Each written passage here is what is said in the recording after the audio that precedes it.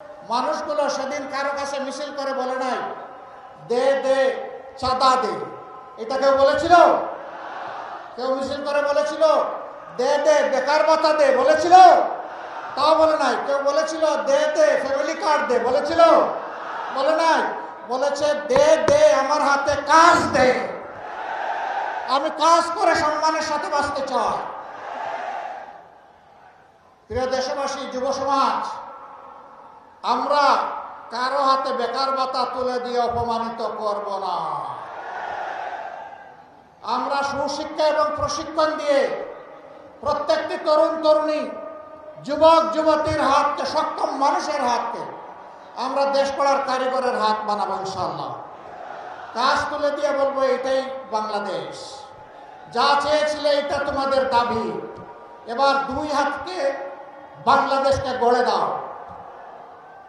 যুব সমাজ তৈরি হয়ে যাও, আমরা এই দেশটাই তোমাদের হাতে তুলে দিতে চাই। বাংলাদেশ নামের যে উড়োজাহাজ, এইটার ককপিটে বসিয়ে দিব যুব সমাজকে, আমরা গিয়ে বসবো প্যাসেঞ্জার সিটে ইনশাআল্লাহ। ওরা পিছনে তাকাবে না, ওরা সামনে নিয়ে দেশকে এগিয়ে যাবে ইনশাআল্লাহ। একদল লোক আছে শুধু পিছন নিয়ে কামড়াকামড়ি করে, এদের স্বভাবটা চিংড়ি মাছের মতো। চিংড়ি মাছ দৌড়াইতে শুরু করলে শুধু পিছনের দিকে যায়। আমরা তো মানব জাতি, আমরা পিছনে দৌড়াবো কেন? আমরা দেশ নিয়ে সামনের দিকে দৌড়াবো ইনশাআল্লাহ। আরেক দল আছে এখন জনগণের উত্থান, তাদের অধিকারের পক্ষে আপোষহীন মনোভাব এবং ইনসাফের পক্ষে গণজাগরণ দেখে তারা দিশাহারা হয়ে গেছে। এখন দিশাহারা হয়ে মায়েদের গায়ে হাত দিয়ে দেয়। আরে এরা কোন প্রজাতি? মানুষ তো মায়ের গায়ে হাত দিতে পারে না।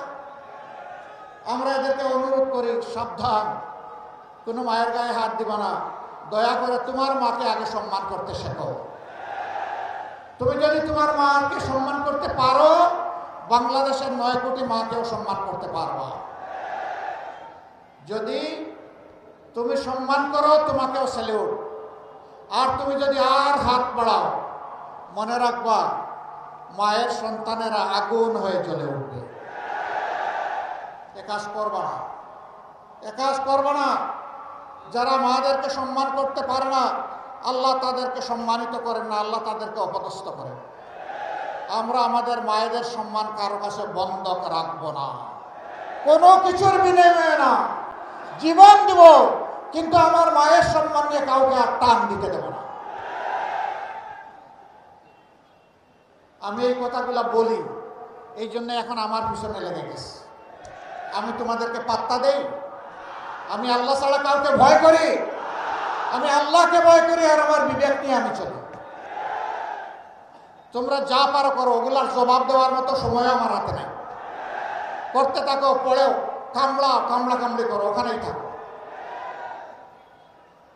প্রিয় গাজীপুরবাসী, ইনশাআল্লাহ গাজীপুরের কিছু ন্যায্য দাবি আছে। আমি দেখেছি এখানে 7টা দাবি আমার কাছে দেওয়া হয়েছে। আমি কথা দিচ্ছি, ইনসাফের পক্ষে আপনারা রায় দিন। ইনশাআল্লাহ আমরা যদি আল্লাহ তাআলার মেহেরবানি বিইজনিল্লাহ এবং আপনাদের ভালোবাসা সমর্থন বোর্ডে এ দেশ সেবার দায়িত্ব পাই, আমি আপনাদেরকে সাক্ষ্য রেখে বলছি, গাজীপুরের প্রতি আমরা বেইনসাফি করব না। দাবি সবগুলো সঙ্গত। রেল ক্রসিংয়ের উপর ওভারপাস, এটা কোনো ম্যাটার না। ইন্টেনশন থাকলে 6 মাসে এটা সমাধান করা সম্ভব। টেকসই একটা ওভারপাস করে ফেলা সম্ভব। প্রতিদিন মানুষ দুর্ভোগের শিকার হচ্ছে। ইনশাল্লাহ আমরা করব। বলবেন এত টাকা কই পাবেন? এই যে যাচ্ছেন আর করবেন সব জায়গায় বলেন, টাকা আমাদের আছে তো? টাকা আছে না? কোথায় আছে জানেন? দেশের বাইরে আছে। ওই যে চোরগুলো দেশের টাকা লুণ্ঠন করে বাইরে পাচার করেছে। ইনশাআল্লাহ তাআলা আযীম, আল্লাহ সুযোগ দিলে ওদের মুখের ভিতরে হাত ঢুকাইয়া পেটের ভিতর থেকে বের করে নিয়ে আসবে এবং সেই টাকা রাষ্ট্রীয় কোষাগারে জমা হবে। যার যেমন পাওনা, যে এলাকার যেমন হক, তার পাওনা সেই এলাকা তাদেরকে সমঝে দেওয়া হবে ইনশাআল্লাহ। তবে আমরা মন গড়া পন্থায় কোনো উন্নয়ন করবো না, নিজেদের ভাগ্য বদলের উন্নয়ন করবো না। 18 কোটি মানুষের ভাগ্য বদলের উন্নয়ন আমরা করবো ইনশাআল্লাহ। এই উন্নয়নের অংশীদার হবেন আমার কৃষক, শ্রমিক, মেহনতি মানুষ, সকল শ্রেণী পেশার মানুষ। এর উন্নয়নের কারিগর হবে আমাদের যুব সমাজ ইনশাআল্লাহ। একই সাথে কাজ করবেন মায়েরা, একই সাথে কাজ করবে আমার ভাইয়েরা। যার যার জায়গায় শ্রেষ্ঠ অবদান রেখে চলবে। মাদের জন্য বাড়তি একটা দায়িত্ব আমাদের আছে মায়ের জাতি হওয়ার কারণে। এই দায়িত্ব হচ্ছে গৃহে, চলাচলে, কর্মস্থলে 3 জায়গায় ইনশাআল্লাহ মায়েদের জন্য আমরা নিরাপত্তা এবং মায়েদের জন্য আমরা মর্যাদা নিশ্চিত করব ইনশাআল্লাহ। তারা হবেন শতভাগ নিরাপদ এবং মর্যাদার সাথে তারা দায়িত্ব পালন করবেন।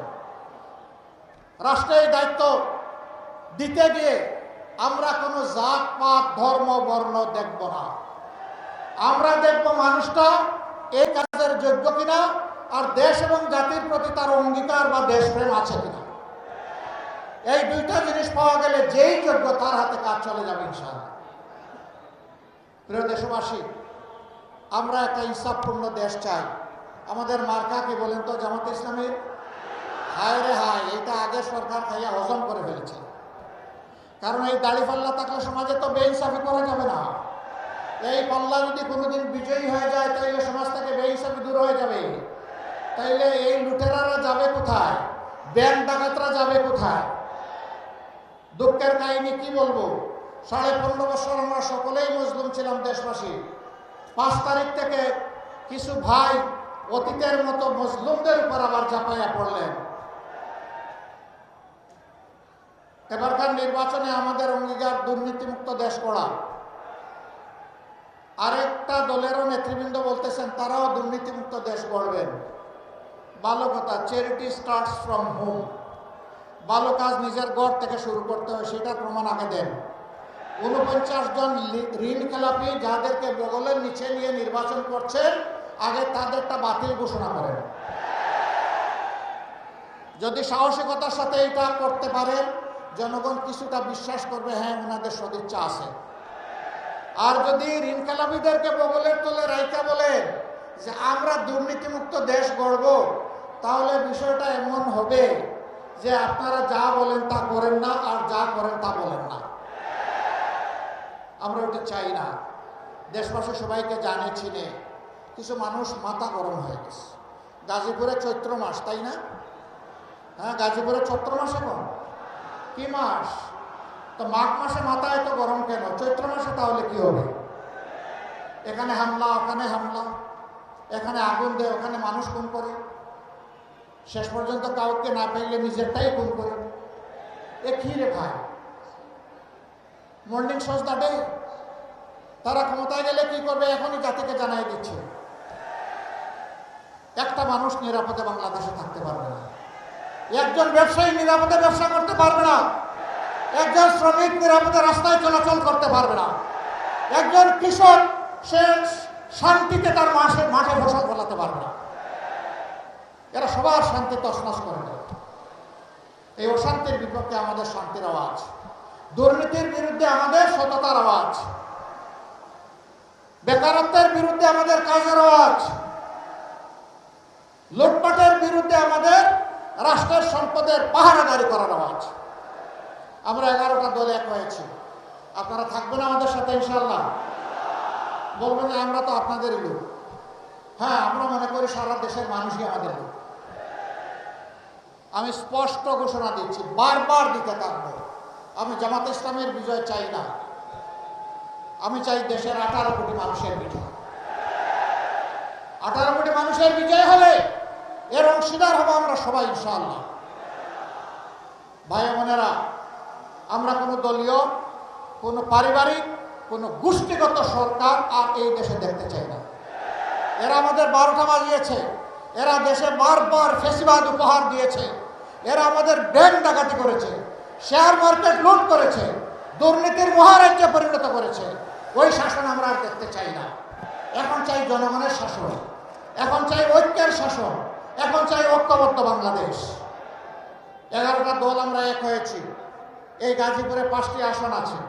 আমি 5টি আসনে 11 দলের পক্ষ থেকে আমাদের যারা প্রার্থী তাদের হাতে আমি এখন প্রতীক তুলে দেব। আপনারা আমাদের সঙ্গে থাকবেন। 12 তারিখ বিজয়ের মালা ইনশাল্লাহ পরিয়ে তারপরে ঘরে যাবেন। ভোটের হিসাব নিয়ে ঘরে যাবেন।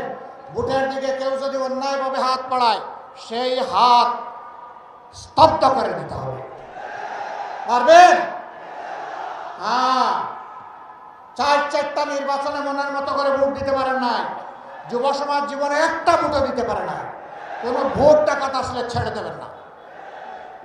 ওই স্লোগান হচ্ছে আমার ভোট আমি দিব, তোমারটাও আমি দিব, এই দিন শেষ। এখন তোরটা তুই দে, আমারটা আমি দেব। যুব সমাজ কাউকে ক্ষমা করবে না। চরম ফ্যাসিস্টকে ক্ষমা করে না। খালি হাতে বুক চিতিয়ে ফ্যাসিস্টকে বিদায় করেছে। আর এই সমস্ত বুক ডাকাতকে বিদায় দেওয়া এটা কোনো ব্যাপারই। যুব সমাজ তৈরি? বলবেন যে আপনি বেঁচে গেলেন, আপনার তো বয়স হয়ে গেছে।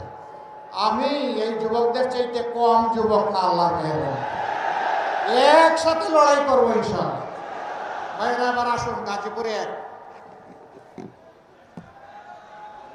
আমাকে একটু